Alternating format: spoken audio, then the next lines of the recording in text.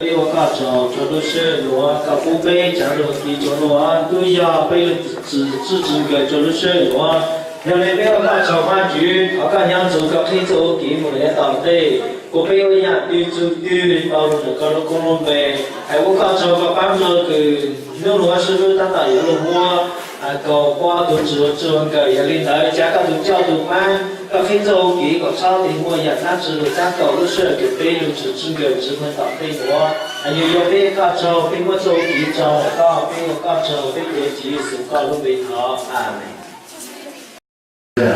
giờ tụi nó lúc này nó nói cô bạn chỉ có cho được cái giá có chỉ cho được lúc sửa nó bây giờ lúc trong sống đó tụi chỉ chưng kiểu nó nói lúc ký chế nó ra chế được là cái giờ là cho sư phụ của lúc đời trình bây giờ đi lại thì ăn rồi lấy cụ tao để chỉ cho chơi để cho ban chỉ sự mình gọi cái này là cái cụ sống xe mình chỉ cho lúc xe cái giá tôi sẽ cho lúc chỉ dừng cái lúc xong nó cụ hà lúc đó cụ cũng sẽ nó cụ cho show tôi nên là cụ cụ mua cái lâu đời cho chơi có thể lục chữ cụ cho lúc đó là sư phụ cho chơi là cái lúc chỉ dừng cái đó cụ của nó rồi là cũng tàu đi ra đây là chỉ需cũng mua sư phân quá cái loại chỉ là cho nó tụi nó trong sau nó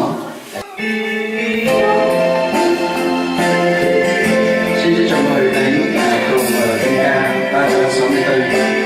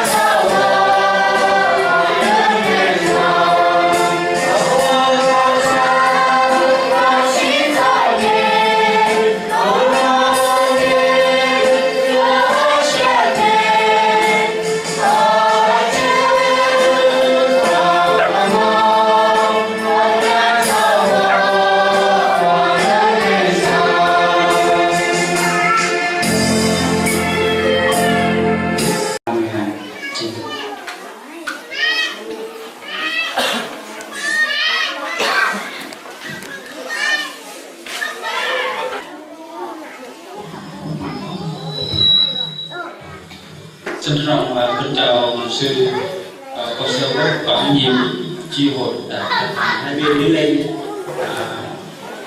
và đặc trách khu vực huyện Nam Trông, tỉnh Lâm Đồng. Kính thưa tất cả quý con cai chú thân mẫu đang ứng xử trị sự trong hội thánh Chúa tại căn cứ Cà Chính, và kính thưa ông bà, anh chị em, công viên Hào. Chúng ta cảm tạ ơn Chúa khi giờ này chúng ta được có sự cho phép cũng như là đứng trước mặt Chúa trong thời giờ này không phải tự nhiên mà chúng ta gặp nhau ở đây với tình yêu Chúa Giêsu Christ môi trường chúng ta, và chúng ta đã tin trong Ngài trở nên con trai con gái, thay đổi điều việc thấp hèn của chúng ta từ tội nhân trở thành một thánh nhân. Chúng ta cảm tạ ơn Chúa khi giờ này đầu tiên đọc lời của Chúa ở trong Cục truyền luật lệ ký để biết rõ về sự hướng nguyện của chúng ta đối với Chúa, đối với nhau. Ở trong Cục truyền luật lệ ký đoạn 23 câu 21 đến câu 23 có chép như vậy: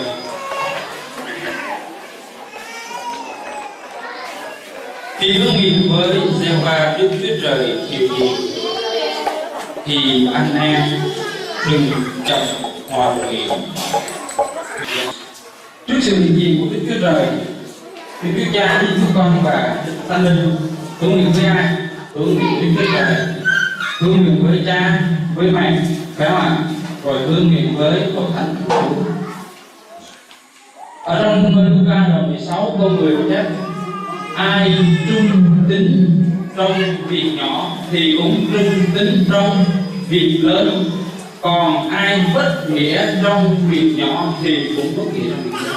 Không trung tín, không làm như cái điều mình hướng nguyện trước Chúa. Bây giờ tôi nói là anh muốn cưới em làm vợ, nhân danh Đức Cha, Đức Con, Đức Thánh Linh, đó hướng nguyện đó và thi hành.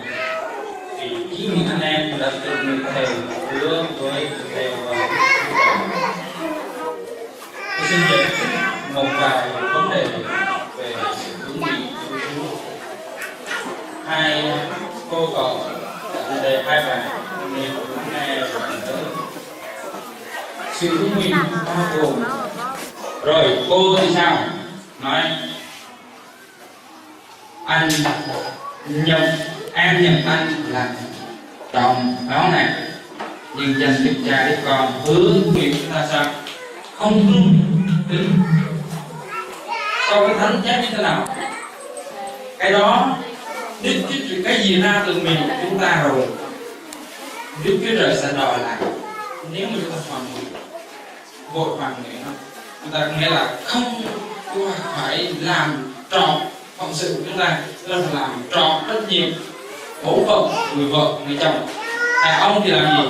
Đàn ông thì ở quán nhà, đàn bà thì ở quán bếp.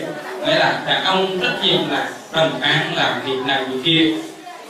Đàn ông vợ sao? Trách nhiệm rồi nấu cơm, giặt giũ, rồi vẫn rỗi thời gian giúp phụ giúp chồng làm việc nữa.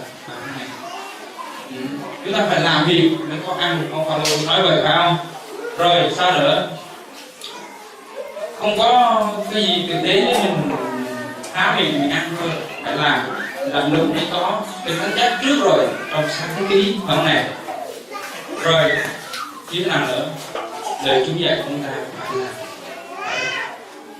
hứa rồi phải làm trọn bổn phận. Chúng ta phải trước mặt của Chúa sự chứng kiến, Chúa sắp giúp đỡ. Dầu đâu đến với kẻ ngủ trưa phải không?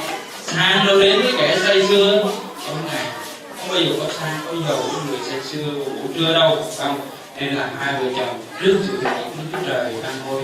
Xin Chúa cho hai vợ chồng này mới này, hai cô cậu có sự hứa nguyện trước mặt của Chúa Trời và làm thành những cái hứa nguyện đó cho đến đầu thì bạc, trong món đồ bạc đó, phải không ạ? Chúa giúp đỡ cho vợ chồng. Xin chúc phúc cho Chúa chúc phúc cho hai bạn hạnh phúc trong tình yêu đời đời của Chúa Giêsu Christ.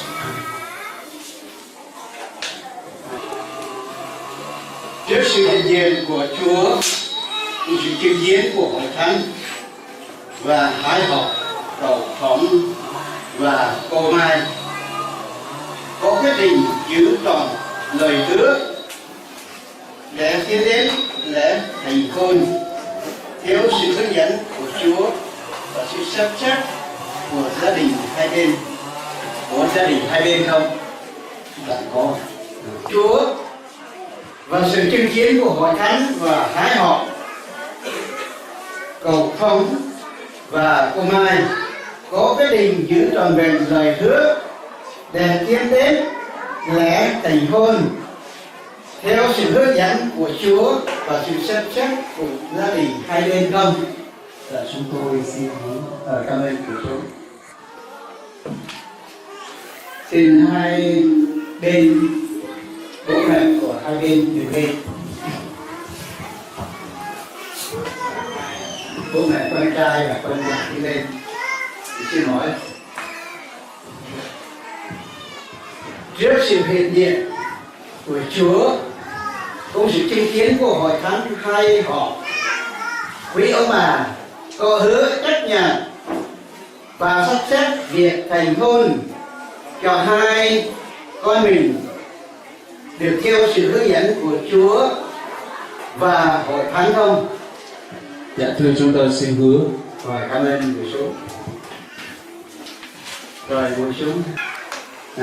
Chia sẻ cho chúng ta biết việc là hai cậu và cô nghe qua lời Kinh Thánh gọi là Phúc Truyền Đợt Tô Ký đoạn 23 nói về lời hứa của cậu và cô. Lời hứa đó phải chính thức, phải áp dụng, phải thực hành. Cậu và cô hứa với nhau trước Đức Chúa Trời và hội thánh hai họ. Thì thứ nhất hỏi về cậu trước sự hiện diện của Đức Chúa Trời và sự chứng kiến của hội thánh hai họ Phong và cô Mai có quyết định giữ trọn lời hứa ngày hôm nay chăng?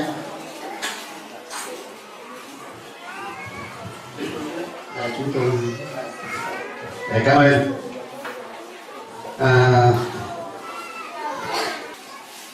Xin bố mẹ hai bên cũng đứng sau cô dâu và cậu rể cũng đứng luôn.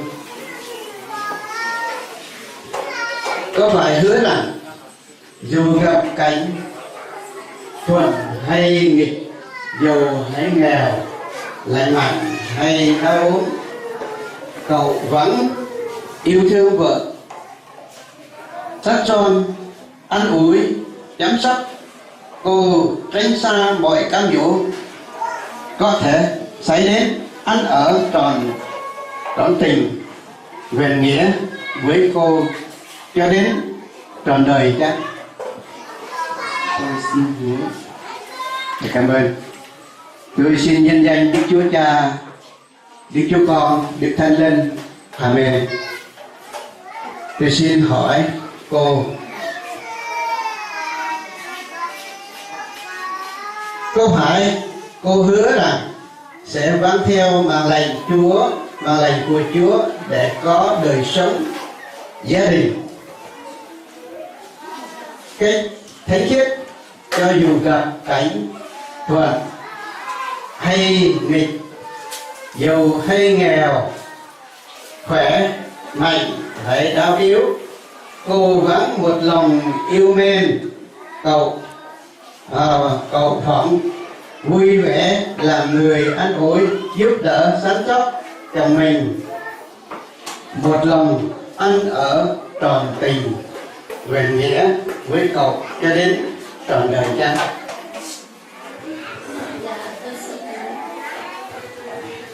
Nhân danh Đức Chúa Cha, Chúa Con, Đức Thánh Linh. Amen. Trên ngồi. Rồi hai cô và cậu để xác nhận lời giao ước của mình, cậu cô có vật gì làm bằng chứng, chú rể trao kỷ vật cho. Đây gọi là lời hứa trọn vẹn trên đời sống ở trong nhân gian này. Cái này gọi là nhẫn, gọi là nhẫn. Nên cái lời hứa này là hứa trước là Đức Chúa Trời. Thứ hai nữa là đây là hội thánh chứng kiến. Thứ ba được là hai họ.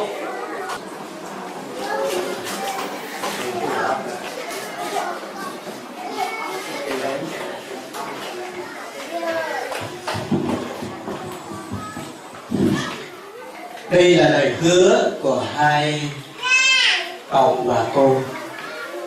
Ngày hôm nay là ngày lễ, gọi là đã hứa với Chúa và hứa với hội thánh, hứa với cha mẹ hai bên họ. Thì theo ở trong nhà này là không có đất, không có cái gì trọn ràng như mặt trời ở trên trời, như mặt trăng ban đêm trăng tròn đó. Thì cái đây là tình yêu thương của cô, tình yêu thương của cậu là trọn vẹn. Cho nên họ hứa với Chúa và hứa với hội thánh, hứa với cha mẹ. Nhân đưa lên và tuyên bố,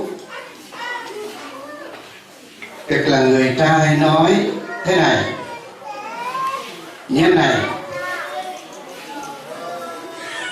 cô nhân này làm chứng cho tình yêu tôi đối với vợ tôi. Là chứng thứ nhất, nhớ nha, nhân này biểu minh cho tình yêu chung thủy. Anh xin cưới em làm vợ. Nhân danh Chúa Cha, Đức Chúa Con và Đức Thánh Linh. Amen. Nhấn này biểu minh, nhấn này biểu minh cho tình yêu chung thủy. Anh xin cưới em làm vợ. Nhân danh Đức Chúa Cha, Đức Chúa Con, Đức Thánh Linh. Amen. Nhấn này biểu minh cho tình yêu trọn vẹn của anh dành cho nhân dân. Em làm vợ. Anh cưới em làm vợ. Nhân danh Đức Chúa Cha, Đức Chúa Con, Đức Chúa Thánh Linh. Đưa tay trái đi, tay trái đi. Đó.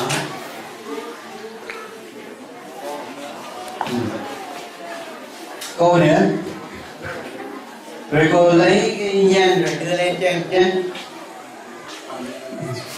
Rồi nói nhang này biểu minh cho tình yêu chung thủy. Em xin nhận anh làm chồng. Nhân danh Đức Chúa Cha, Đức Chúa Con, Đức Thánh Linh. Amen. Điều này trước sự hiện diện của Đức Chúa Trời Ba Ngôi và hội thánh cùng hai họ, nên tôi cậy quyền của Đức Thánh Linh, Đức Chúa Trời đã ủy thác cho tôi. Vậy loại người không nên phần rẽ nhưng kẻ mà Đức Chúa Trời đã phối hiệp. Mở đưa lần 19 câu 6. Rồi hai người ngồi xuống.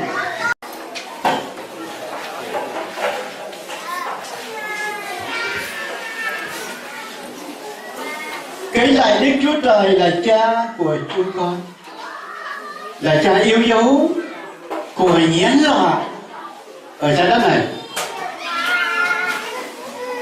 Trước là Đức Chúa Trời đã quy hiện Adam và Eva tại vườn Eden. Chúa ơi, đến tại Cana xứ Galilee, Chúa Giêsu dự Ngài thành hôn của xứ Cana Galilee. Ngày hôm nay tại khu căn cứ 179 tổ chức hôn nhân Cậu Phỏng và cô Mai, ngày hôm nay xin Chúa là Đức Chúa Trời của nhân loại, của chúng con, xin ban phước cho sự thành hôn của hai cậu thành một. Trước đây hai cậu là hai bên, giờ đây hai cậu thành một thịt, như Chúa đã nói trong Kinh Thánh Matthew đoạn 19 câu 6. Chúa ơi, không còn hai nữa. Xin Chúa ban phước cho lúc con nuôi các sinh vật như là nuôi heo, nuôi gà, nuôi vịt, kết quả sinh sản tốt đẹp. Lúc mà hai con trùng đọt lúa bọc, xin Chúa cho họ kết quả sinh sản tốt đẹp, đầy giải đất như Chúa đã hứa với Abraham là tổ phụ của chúng con. Từ ngày hôm nay, xin Chúa gìn giữ lời hứa của họ hai bên để họ tuân thủ, cũng như Chúa Giêsu với hội thánh của Chúa tuân thủ.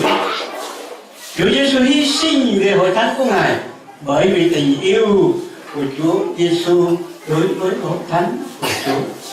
Ngày hôm nay, cầu xin Chúa ban phước cho Phỏng được yêu vợ mình và hy sinh cho vợ mình. Xin Chúa ban phước cho mọi tiêu dùng cần thiết của họ trong gia đình. Xin Chúa ban phước từ ngày hôm nay.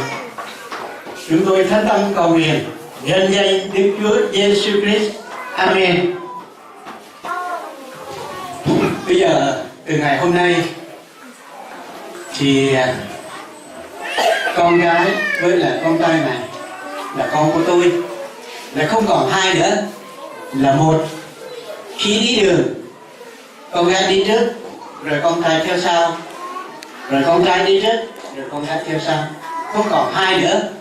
Thì Chúa ban phước cho hai con.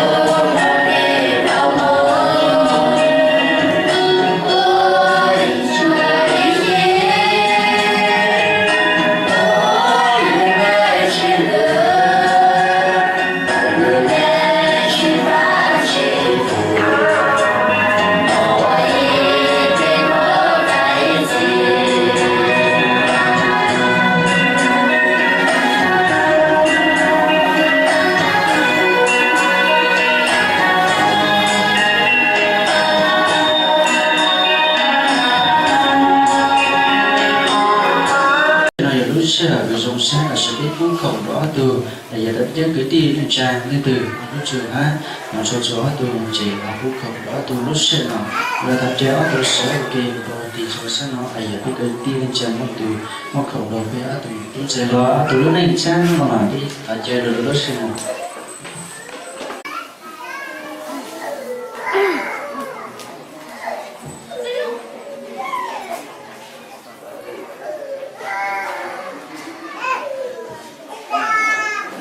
人生我们的学习和我们去和不同转的我的那些怎么的。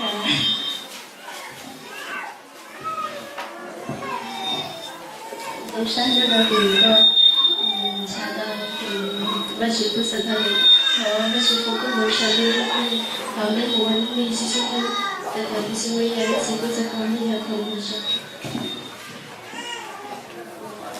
tôi sẽ kể đi tao gọi sẽ tất cả những chuyện phòng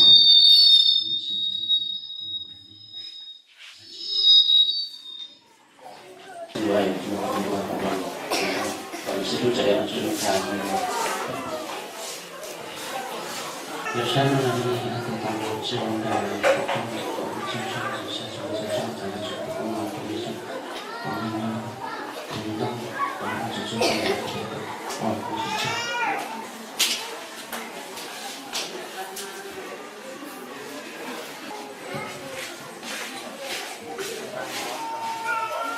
我们就找给龙沙上面这个资源和淘宝那个那个这个看才到这样子这方面。trong sách thì tôi biết được số kỹ sư và thấy một số kỹ sư hướng dẫn là đáng để một chuyện trong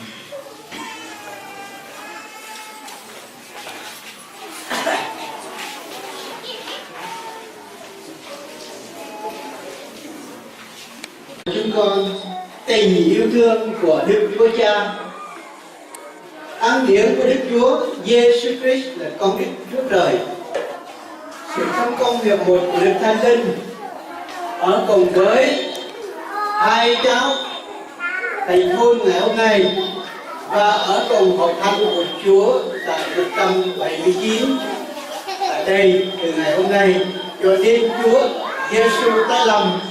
Amen.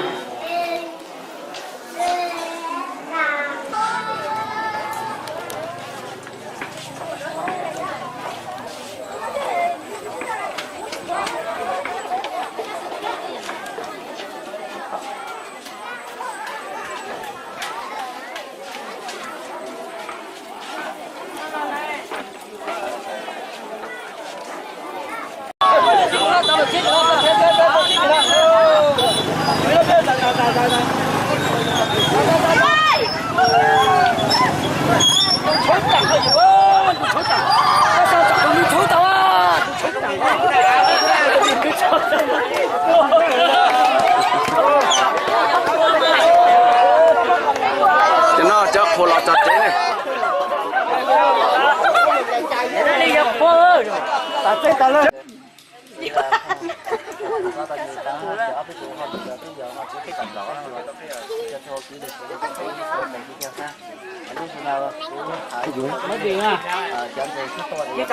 cảnh sát là bên cụ tổ chức cảnh sát vì khi tổ sát có cửa tổ có lối chân rồi lúc xuân là phụ hải người là bên cái này bên mình nhau cho tàu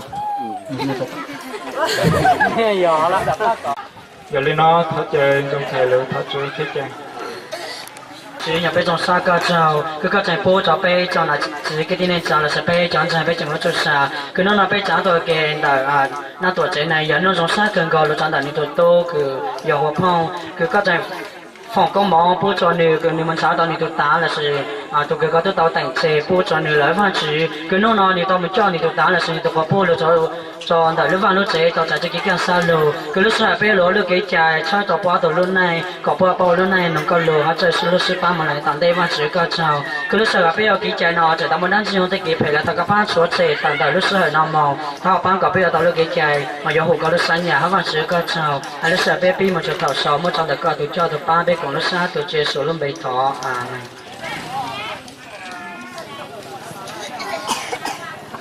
giờ lên nó phải chắc ăn lường ý rằng câu lường đại ba không câu tôi có mẹ ghé xe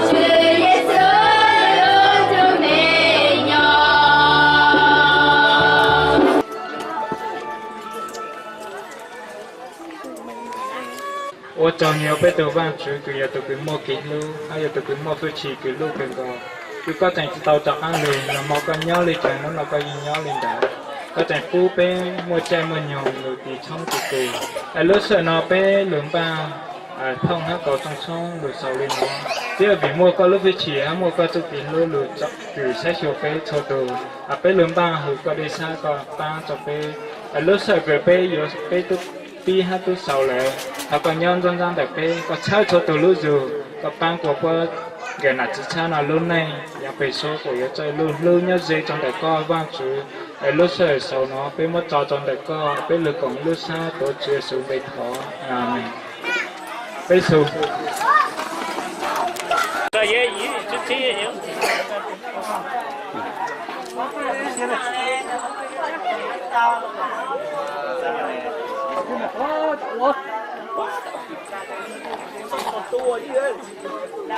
Nhà đây tàu ôm mấy đấy,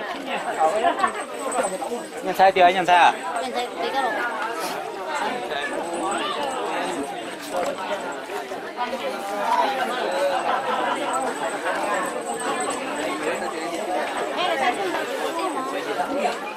Hay mà, mạnh cả.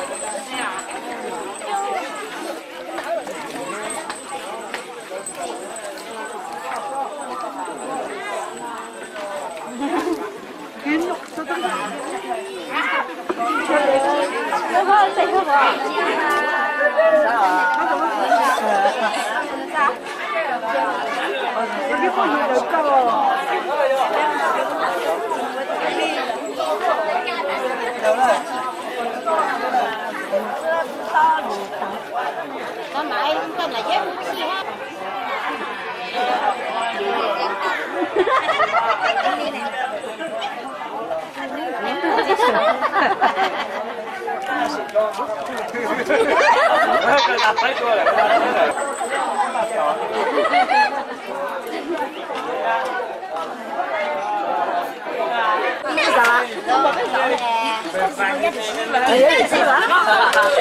有计划，你总有计划嘛？哎，也这，你总智商高了，哎，个了还得个咋，这样去做很多模的，还有淘宝啊，也这，也还高嘞，你总大了不嘛？没啊，是的，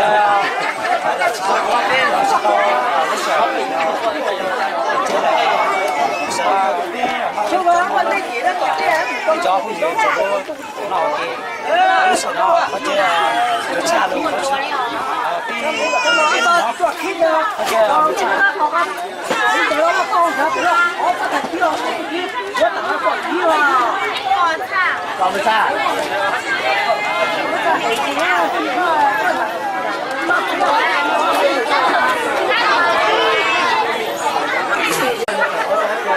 cái sẽ là cho chúng tổ la chi, nhưng mà nó sẽ được cái lừa cả từ đó từ mà nó cái sẽ là cái chỗ cái lừa cái giờ cũng còn xa cái đó sẽ là cái mà cái từ mà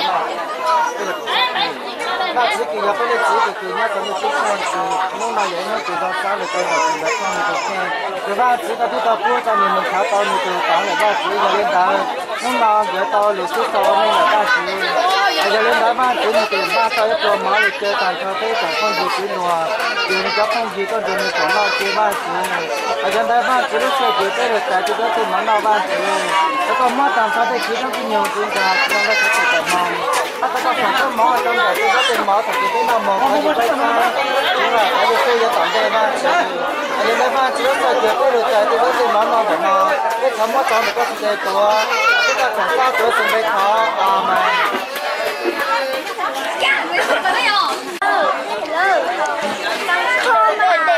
Cắn đi. Tôi đi vô á. Mấy ông còn chả tao sẽ cắt nó.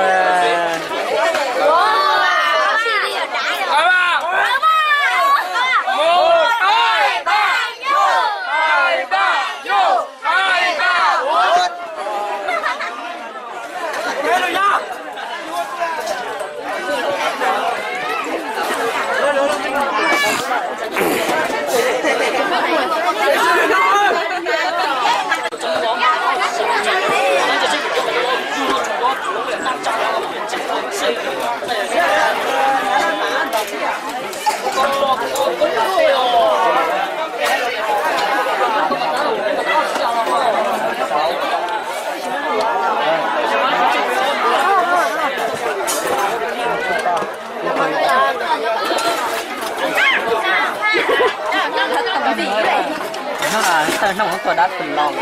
不是嘞，刚刚这样的。有啊。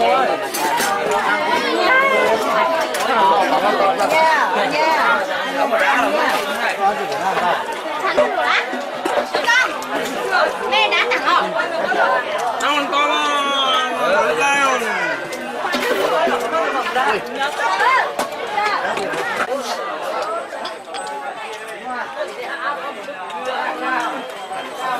nhân có khó chơi cả cái là chỗ cái của cái khó cái trong không là tại vì à nhất tại sao lại phải là wow đây là chơi一波等等哎着急等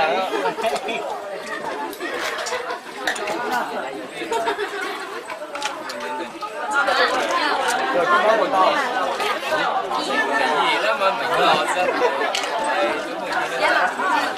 cái đồ đi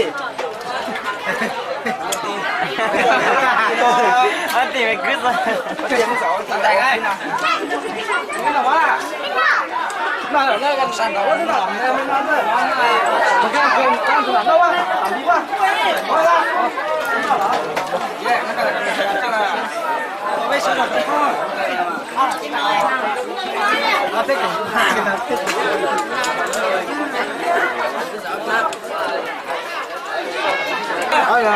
có cái bao gì cái con này là tay gì có lẽ quá cái bác bắt thầu nó gì hay tiền được không con lời đúng không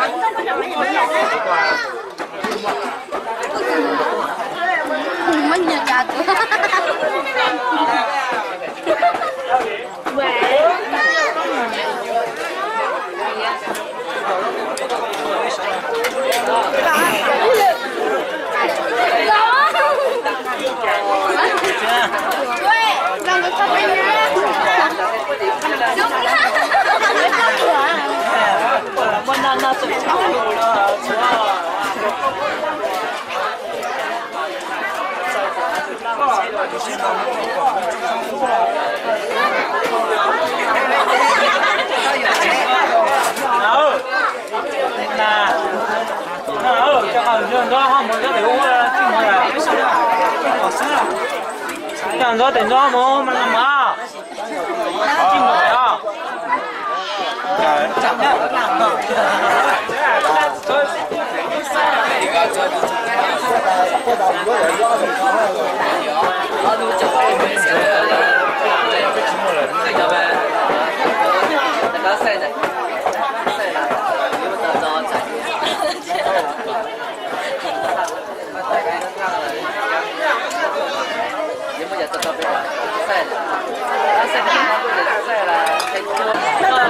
大人没摸到啊，没摸到没摸到，没摸到，我们是晒，这个大，大家你话我了晒的了，我当年啊，跟大人就我的真心啊，一直拿豆包，加油的，大那有多真哦，多真有。那干嘛到到后那个车那么你家都在落，那个当没那么都在落呢。